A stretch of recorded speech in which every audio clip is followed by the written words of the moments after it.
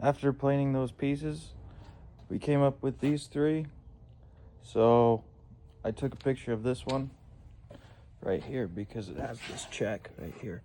They're making shelves out of these, and they only need two, so I'm deciding on which they're gonna pick which one they want.